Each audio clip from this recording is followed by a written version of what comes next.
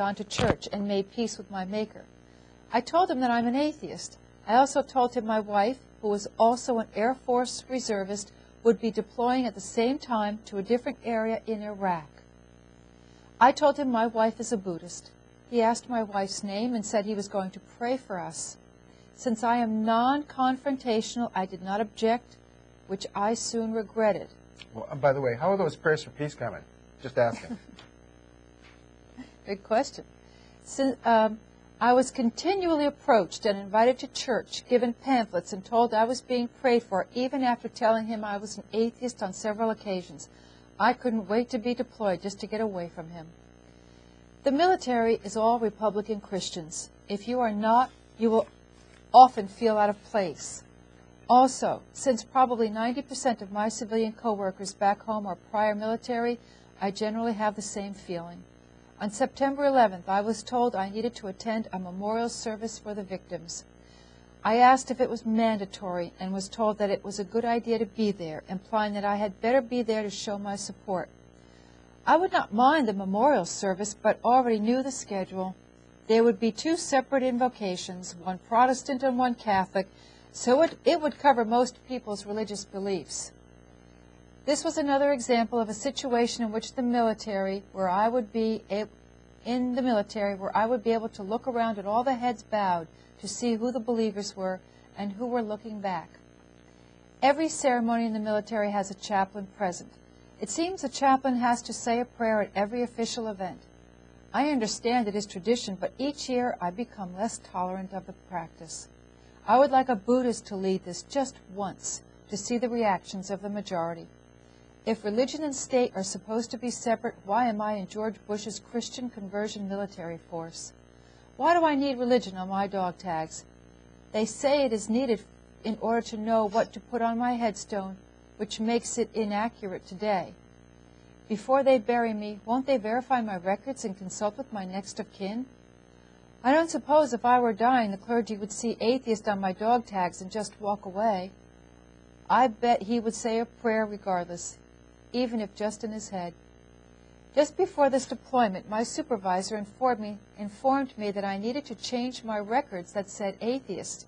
The problem was that my records that I was able to update personally online said atheist, and my dog tags were marked non-preference, non-pref, just as they had in the Marines.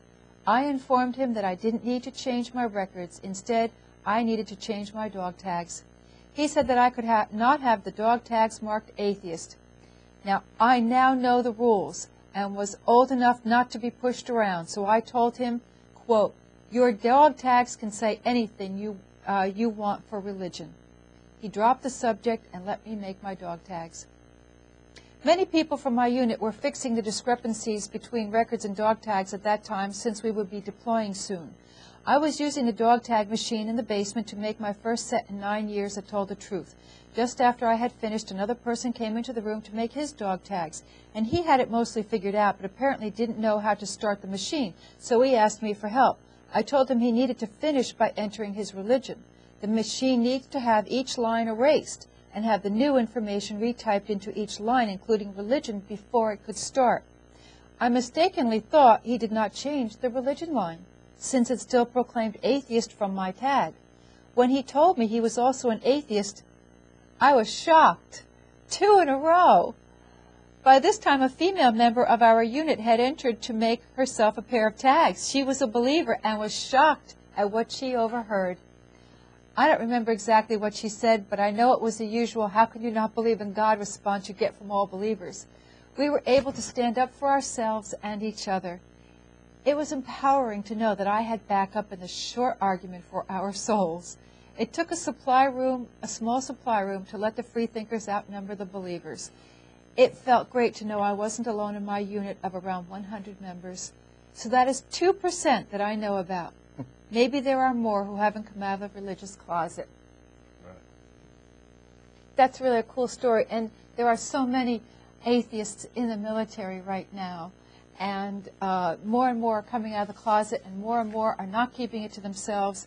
And it's just not right that the military takes it over and starts using it to promote what does it religion. say about the profoundness of your the strength of your faith, the profoundness of your philosophy, when you need the force of the United States military to prop it up, when you need the United States government to prop up your faith.